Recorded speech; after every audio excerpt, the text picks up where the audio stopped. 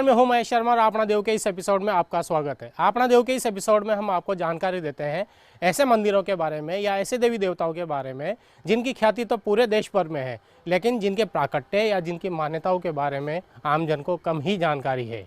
हम आपको एक ऐसे मंदिर में ले चलते हैं जो मेवा नगर के में स्थित है और जिसका नाम श्री जैन श्वेतांबर पार्श्वनाथ तीर्थ है। और यहाँ पर सबसे बड़ी विशेषता है कि यहाँ पर भैरव मंदिर भी है और भैरव के प्रति लोगों में ज़बरदस्त आस्था है। तो आइए हम आपको ले चलते हैं श्री जैन श्वेतांबर नाकोड़ा पार्श्वनाथ तीर्थ में और आपको दर्शन कराते हैं पार्श्वनाथ जी के भी और भैरव जी के भी।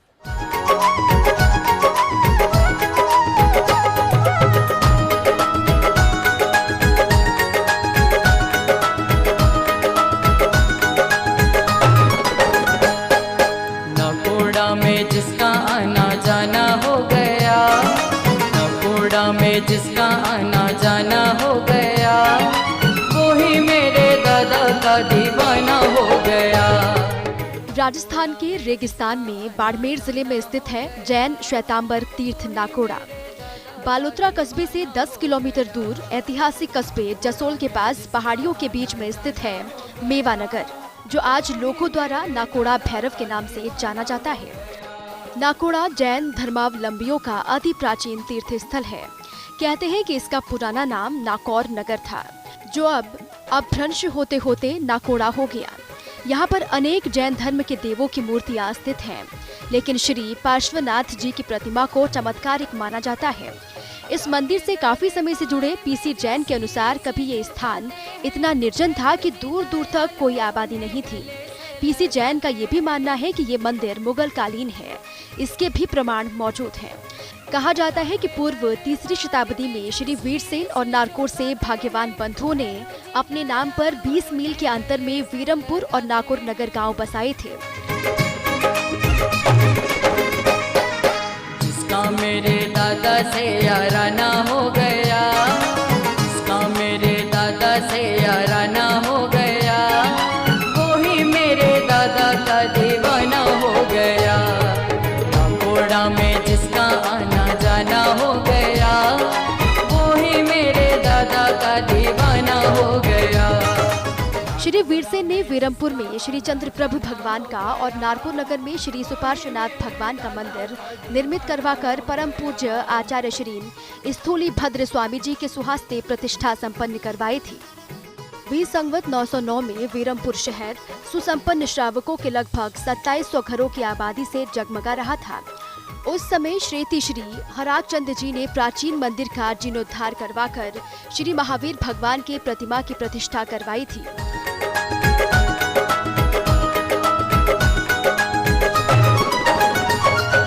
प्यार का खजाना भैरव जी का भरपूर है, प्यार लुटाने में ये बड़े मशहूर है। एक और मान्यता अनुसार ये प्रतिमा भाग्यवान सुश्रावक श्री जिंदत को श्री अधिष्ठायक देव द्वारा स्वप्न में दिए संकेत के आधार पर नारकोर नगर के निकट सिंदरी गांव के पास एक तालाब से प्रकट हुई थी। ऐसा उल्लेख है। विसंवत 1223 में पुनर्जीर्णोद्धार करवाने का उल्लेख मिलता है। विसंवत 1280 में आलम शाह ने इस नगर पर भी चढ़ाई की, तब इस मंदिर को भारी क्षति पहुंची। 15वीं शताब्दी के आरंभ में इस मंदिर के नव निर्माण का कार्य पुनः प्रारंभ किया गया। कालीद्र में स्थित नारकोर नगर की 120वीं प्राचीन प्रतिमाएं यहां लाकर उसमें से श्री पार्श्वनाथ भगवान की सुंदर चमत्कारी प्रतिमा को मूल नायक के रूप में इस नव निर्मित मंदिर में प्रतिष्ठित की गई, जो अभी भी विद्यमान है। मूल प्रतिमा नारकोर नगर के रहने के कारण इस तीर्थ का नाम नाकोड़ा प्रचलित हुआ।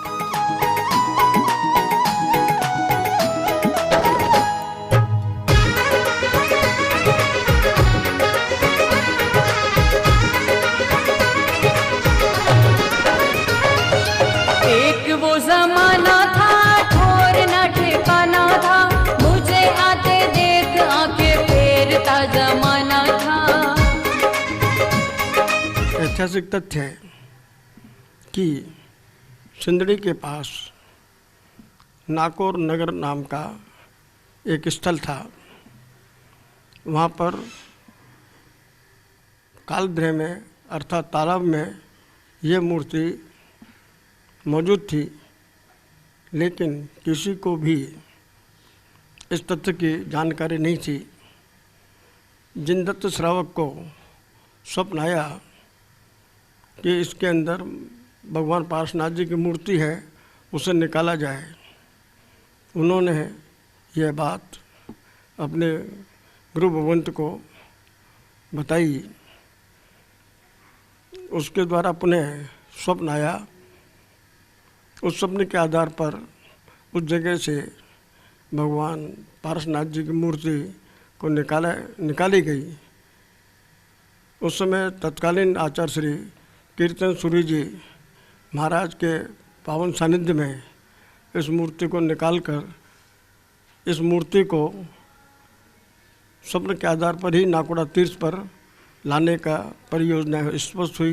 ओ भैरू जी थोरो भक्त बनूं मैं, थोरो भक्त बनूं मैं, हर पल तेरे साथ रहूं मैं। ओ भैरू जी हर पल तेरे साथ रहूं मैं। नाकोड़ा तीर्थ में विराजित भैरव परम पूजनीय गुरुदेव हिमाचल सुरेश्वर जी तीर्थ का विकास एवं देखभाल की व्यवस्था में जुटे थे। एक दिन रात्रि के समय अपने उपाश्रय में पाठ पर सो रहे थे। सुबह ब्रह्म मुहूर्त में एक छोटा सा बालक पाठ के आसपास घूमता हुआ दिखाई दिया। गुरुदेव पाठ पर बैठ गए, फिर बालक को बुलाया और पूछा, अरे बालक, यहाँ क्यों घूमता है, किसका है तू? उसी वक्त वो बालक बोला, मैं यहाँ का क्षेत्रवासी भैरव देव हूँ। आप महान आचार्य श्री हैं, आप इस तीर्थ का विकास करें, मैं आपके साथ हूँ, परंतु मुझे भगवान पार्श्वनाथ जी के मंदिर में एक आले में विराजमान करो। ऐसा बोलकर भैरव जी अदृश्य हो गए। गुरुदेव विचार में पड़ गए, परमात्मा के मंदिर में भैरव जी को कैसे बिठाया जाए, क्योंकि भैरव जी को सिंदूर, बलि, मदिरा आदि सब चढ़ते हैं। जैन मंदिर में ये सारी चीजों की बिल्कुल अनुमति नहीं है। गुरुदेव दुविधा में पड़ गए कि आखिर करना क्या है। फिर एक दिन भैरव देव को जागृत करने के लिए साधना में बैठ गए। साधना पूर्ण होने पर भैरव देव प्रत्यक्ष हुए और कहा, बोलो गुरुदेव। गुरुदेव ने कहा, आपको हम मंदिर में विराजमान करेंगे, परंतु हमारे जैन धर्म के नियमों में प्रतिबद्ध होना पड़ेगा। तो भैरव देव बोले, ठीक है, जो भी आप नियम बताएंगे वो मैं स्वीकार करूंगा। गुरुदेव बोले, आपको जो अभी वस्तुएं भोग रूप में चढ़ती हैं वो सब बंद होंगी। आपको हम भोग रूप में मेवा, मिठाई, कलाकंद, तेल आदि चढ़ाएंगे। आपको जनेऊ धारण करनी पड़ेगी। विधि विधान के साथ संकित धारण करवाकर आपको ब्राह्मण रूप दिया जाएगा। भैरव देव ने कहा कि मेरा रूप बनाओ। आपका रूप कैसे बनाएं? तब भैरव देव ने कहा कि जैसलमेर से पीला पत्थर मंगवाकर कमर तक धड़ बनाओ। नाकोड़ा जी जैन तीर्थ पेज की अथाह जांच के पश्चात ये जानकारी मिली कि गुरुदेव ने मुनिम जी भीम जी को जैसलमेर भेजा और वहाँ से पीला पत्थर मंगवाया। पत्थर भी इतना अच्छा निकला। सोमपुरा मूर्तिकार को बुलाकर मूर्ति का स्वरूप बताया। पिंडाकार स्वरूप को मुंह का स्वरूप देकर मुंह और धड़ को जोड़ा और अति सुंदर मोहनीय भैरव जी की मूर्ति बनाई। नयनाभिरम्य मूर्ति को देखकर सब खुश हो गए। 20 संवत 1991 माघ शुक्ला 13 गुरु पुष्य योग में भैरव जी को विधि विधान के साथ नियमों से प्रतिबद्ध करके जनेऊ धारण करवाकर शुभ बेला में पार्श्वनाथ प्रभु के मूल गंभारे के बाहर गोखले में विराजमान किया गया। भैरव जी का स्थान खाली ना रहे, इसके लिए हनुमान जी की मूर्ति स्थापित की गई। तेरे साथ रहूं मैं, ओ भैरू जी हर पल तेरे साथ रहूं मैं।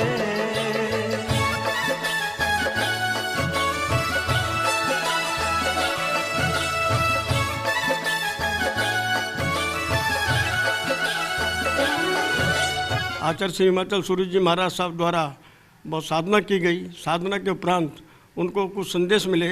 उस संदेश के आधार पर उन्होंने भैरव देव से कुछ कहना चाहिए कुछ वार्तालाप किया। वार्तालाप करके ये सात्विक जो रूप है उसके अंदर यह स्थापित कराए जाने का निर्णय लिया गया और उसी आधार के ऊपर उस मूर्ति उनका आकार दिया गया। और वर्तमान में जो पिंड भैरव देव का था वो इस मूर्ति में आज भी अंदर प्रतिष्ठित है और उनके द्वारा ये रूप दे करके यहाँ पर हिमाचल सूरी जी के द्वारा ये मूर्ति स्थापित की गई। और उसके उपरांत सने सने क्षेत्र की बहाली होती गई और ये क्षेत्र वर्तमान में जो रूप दिख रहा है वो उनके चमत्कार का ही फल है। कि ये जैसलमेर से पत्थर लाया था इसका रूप बनाने के लिए। वैसे प्रतिमा तो छोटी सी नारियल आकार की टाइप अभी भी यहाँ विराजमान है, लेकिन इसका रूप देने के लिए पत्थर लाया।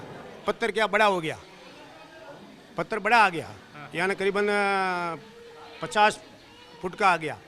अब वो 50 फुट का पत्थर तो क्या करे, वो क्या उसको कटें, क्या करें ऐसे करके उनका फिर वो आपस में चर्चा करके बोले कि भाई ऐसे करो, उनको पत्थर को आगे रख दो, भैरू जी के आगे ही रख दो। फिर वो भैरू जी के आगे रख के रात को चले गए। सुबह आए तो उनके पत्थर के 3 टुकड़े हो गए, 17 फुट के 3 टुकड़े हो गए।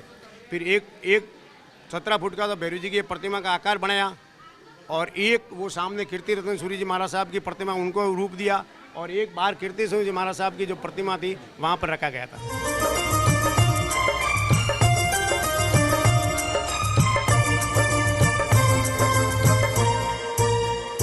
आओ आओ भैरू जी वे गाओ, धीमो जी भोग लगाओ, है 56 भोग तैयार जी, वो थारा टावरिया करे मनोहार जी। श्री नाकोड़ा भैरव और पार्श्वनाथ जी के दर्शन करने के लिए वर्ष भर श्रद्धालु इस धार्मिक स्थल पर दर्शन करने के लिए आते हैं और यहाँ होने वाली आरती में शामिल होते हैं।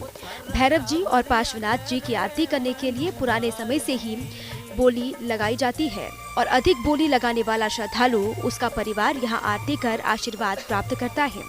इस बोली से प्राप्त होने वाली धनराशि का उपयोग मंदिर ट्रस्ट द्वारा मंदिर के विस्तार और सामाजिक कार्यों में खर्च किया जाता है। पूजा में श्रद्धालु द्वारा यहाँ पर विशेष प्रकार का प्रसाद भी चढ़ाया जाता है, लेकिन ये मान्यता है कि यहाँ पर चढ़ाया जाने वाला प्रसाद कोई घर नहीं लेकर जा सकता। दूर दूर से आने वाले भक्तों की भैरव जी में इतनी श्रद्धा है कि स्मरण मात्र से ही भैरव जी उनकी समस्याएं दूर कर देते हैं। बालूशाही लाडू बुंदिया जलेबी रसगुल्ला गाजर पाक रसमलाई गुलाब जामुन शक्कर पाड़ा सेवर न्यारा न्यारा जीमो जीमो जीमो जी और जिमाओ जीमो जी भोग लगाओ, है 56 भोग तैयार जी, तारा टावरिया करे मनोहार जी। प्रसाद को लेके यहाँ पे ये मान्यता है, जो प्रसाद यहाँ मंदिर में चढ़ाया जाता है उसके बाद जो बचा हुआ प्रसाद होता है वो यहाँ नाकोड़ा जी के मंदिर के परिसर में ही आपको इसको खा के ख़त्म करना होता है। यहाँ से आप लेकर अपने गांव या अपने शहर नहीं जा सकते। ऐसे सुनने में आता है कि कई लोगों ने जैसे कोई बस लेकर आए थे और लेके जाने की कोशिश करी प्रसाद, तो गाय सामने आ गई या कुछ अड़चने, मतलब इस तरह की लोगों को दिक्कत आई कि लोगों ने इस चीज़ को रिकॉल करके देखा कहीं हम प्रसाद तो नहीं लेके आ गए हमारे साथ। फिर चेक किया तो किसी को पता पड़ा कि भाई हाँ एक डब्बा प्रसाद का कोई बस में ले आया था, तो उन्होंने वापस आके मंदिर में चढ़ाया, यहीं खाया और फिर वो लोग गए। मेरी इस मंदिर को लेकर के इतनी गहरी आस्था है कि जब भी मैं किसी मुसीबत में होती हूँ या मेरे मन में कोई संशय होता है या मुझे कोई चीज़ को लेकर के परेशानी होती है, मैं कहीं भी हूँ, दुनिया के किसी भी कोने में हूँ, मैं सिर्फ अपनी आंख बंद करके भैरू बाबा का नाम लेती हूँ, उन्हें याद करती हूँ। कई बार मुझे मेरे सवालों के जवाब मिल जाते हैं। मेरी कोई चीज़ खो जाए और मुझे ना मिल रही है तो मैं सिर्फ भैरू बाबा के नाम का 5 रुपए का भी अगर मैं प्रसाद बोल देती हूँ कि बाबा मेरी चीज़ मिल जाए, मेरा काम हो जाए, मैं 5 रुपए का प्रसाद चढ़ाऊँगी आपको। बात 5 रुपए की नहीं है, आस्था की है कि मेरी इतनी गहरी आस्था है कि मेरा वो काम बन जाता है, मेरी कोई चीज़ मिल जाती है। आओ आओ भैरू जी वे गाओ, जीमो जी भोग लगाओ, है 56 भोग तैयार जी, उतारा टावरिया करे मनोहार जी। यहाँ पर ट्रस्ट द्वारा दर्शन के लिए आने वाले श्रद्धालुओं के लिए समुचित व्यवस्था की गई है। रुकने के लिए कई धर्मशालाएं हैं, तो ट्रस्ट ने श्रद्धालुओं के लिए सस्ते दाम पर नाश्ते और खाने की व्यवस्था भी की है। मंदिर परिसर में ही बनी भोजनशाला में एक साथ हजारों भक्त खाना खाते हैं। समय के साथ इस धार्मिक स्थल की प्रसिद्धि लगातार राजस्थान के बाहर दूसरे राज्यों में भी फैल रही है और वहां से भी श्रद्धालु नाकोड़ा भैरव और पार्श्वनाथ जी के दर्शन करने के लिए यहाँ पर पहुँचते हैं। श्रद्धालुओं में जैन धर्मावलंबी भी होते हैं तो गैर जैन धर्मावलंबी भी। बाबा खींचो रायते में जीरो तड़को पीवो मार सबड़ को सागे काचरिएरी चटनी चटाओ जी मोजी भोग लगाओ है 56 भोग तैयार जी उतारा टावरिया करे मनुहार जी ओ आओ आओ भैरू जी वे गाओ जी मोजी भोग लगाओ है 56 भोग तैयार जी उतारा टावरिया करे मनुहार जी।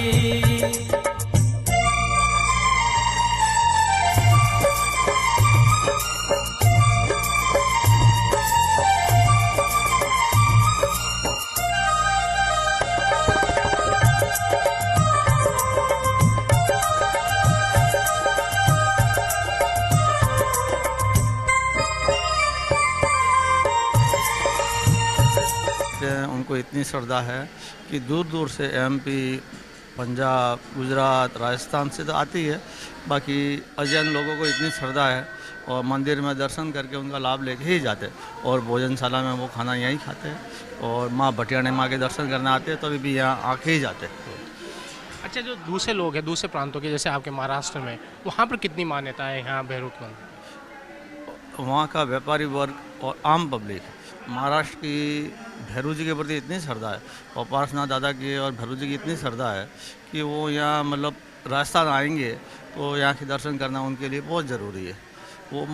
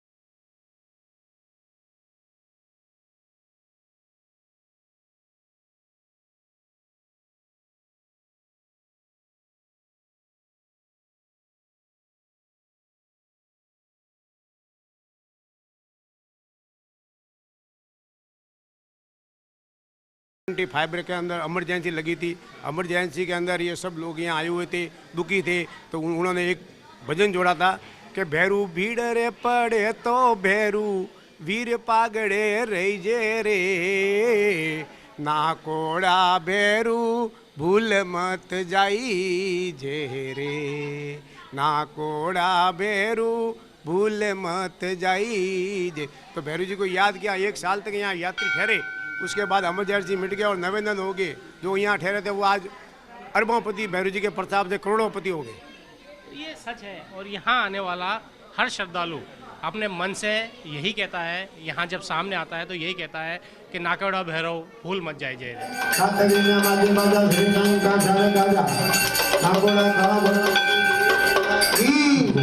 ओम जय जय जनकारा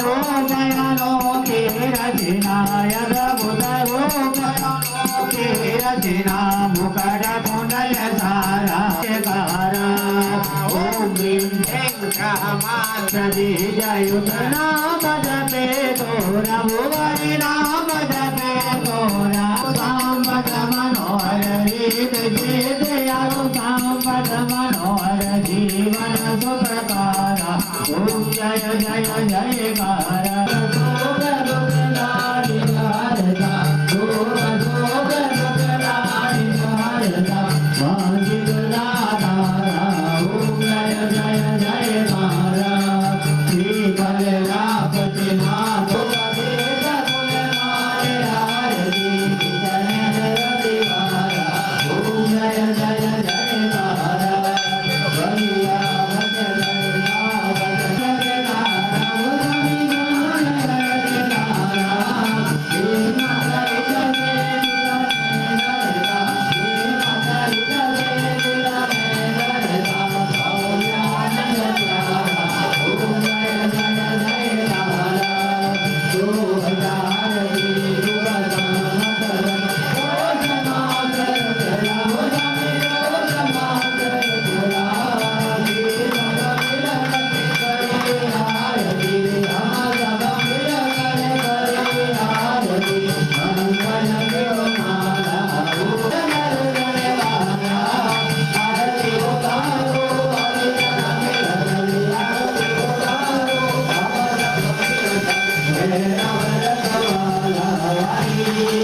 मेवानगर स्थित इस श्री जैन श्वेतांबर नाकोड़ा पार्श्वनाथ तीर्थ में एक अद्भुत संगम देखने को मिलता है, जब यहाँ पर जैन और अजैन सभी लोग दर्शन करने आते हैं। यहाँ पर भैरव जी के भी दर्शन बड़ी श्रद्धा से किए जाते हैं और शायद नाम से ही प्रसिद्ध हो गए नाकोड़ा भैरव। तो आज के एपिसोड में बस इतना ही। अगले एपिसोड में फिर किसी मंदिर या देवी देवता के बारे में आपको बताएंगे। तब तक के लिए नमस्कार।